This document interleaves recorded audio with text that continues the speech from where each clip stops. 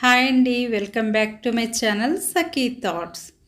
ఈరోజైతే మీకు కొన్ని టిప్స్ అయితే చెప్పాలనుకుంటున్నాను. అవి ఏంటంటే, ఫస్ట్ టిప్ వచ్చేసి కొత్తిమీరని ఎక్కువ మొత్తంలో మనం తెచ్చుకున్నప్పుడు ఎలా నిల్వ చేసుకోవాలో ఈ టిప్లో అయితే మీకు చూపిస్తానండి. ఇలా మనం నీళ్ళలో కాస్త ఉప్పు వేసుకుని 2-3 సార్లు అయితే ఈ ఆకునంతటిని కడుక్కోవాలండి.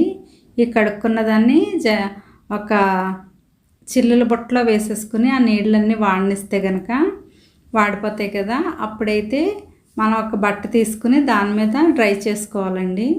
అలానే ఎండలో కానీ ఎండబెడతారేమో, అలా చేయకూడదు. నీడన ఫ్యాన్ గాలి కింద ఒక 2-3 అవర్స్ ఆరబెట్టుకుంటే ఇలా ఫ్రెష్గా ఆరిపోతుంది అనమాట. దాన్ని అస్సలు తడి ఉండకూడదు అనమాట. ఇలా తడి లేకుండా ఉన్నదాన్ని చక్కగా చిన్న చిన్న పీసుల కింద కట్ చేసుకోవాలి.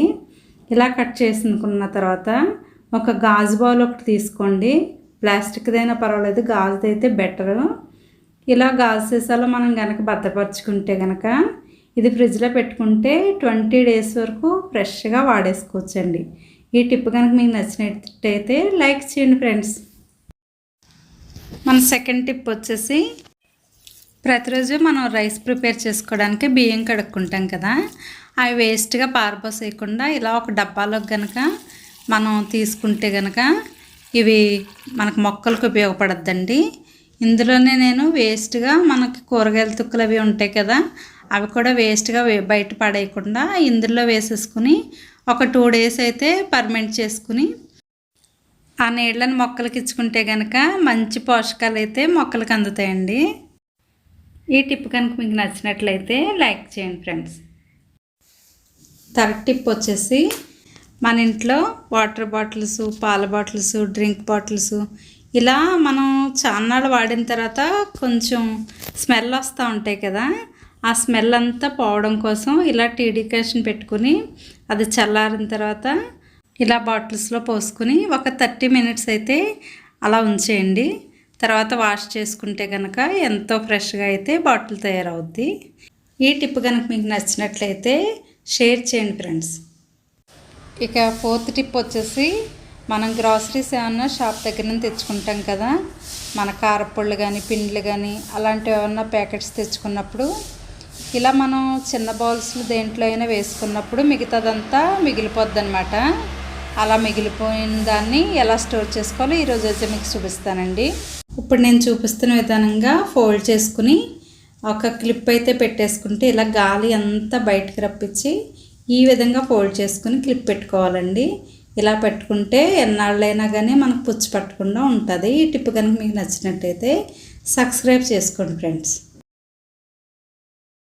నెక్స్ట్ టిప్ వచ్చేసరికి, మన అందరూ ఇళ్లలోని హాట్ బాక్సులు వాడుతూనే ఉంటాం కదండి. టిఫిన్కి కానీ, రైస్కి కానీ, కర్రీస్కి కానీ అలా ఏవో వాటికి మనం ఈ హాట్ బాక్సులు వాడుతూనే ఉంటాం. ఇవి కొన్నాళ్ళు వాడిన తర్వాత ముక్కు వాసన కింద వచ్చేస్తాయండి. ఇందులో ఏ ఆహారం పెట్టినా కానీ అది కూడా ముక్కు వాసన వేరే స్మెల్ వస్తూ ఉంటుంది. ఇంకా అది మనం తినడానికి కూడా కొంచెం ఇబ్బంది పడుతూ ఉంటాం కదా. అలా కాకుండా ఆ స్మెల్ రాకుండా ఉండాలంటే కనుక ఇలా న్యూస్ పేపర్ తీసుకుని చిన్న చిన్న ముక్కలుగా మనం ఇందులో వేసుకుని కొన్ని నీళ్ళైతే ఇలా చిలకరించినట్టుగా కనుక మనం వేసుకుని కాసేపు మూత పెట్టేసి 2 గంటలు తర్వాత వాష్ చేసేసుకుంటే చక్కగా ఆ స్మెల్ అంతా పోయి మనం మళ్ళీ నీట్గా వాడుకోవచ్చండి. ఈ టిప్ కనుక మీకు నచ్చినట్లయితే సపోర్ట్ చేయండి ఫ్రెండ్స్.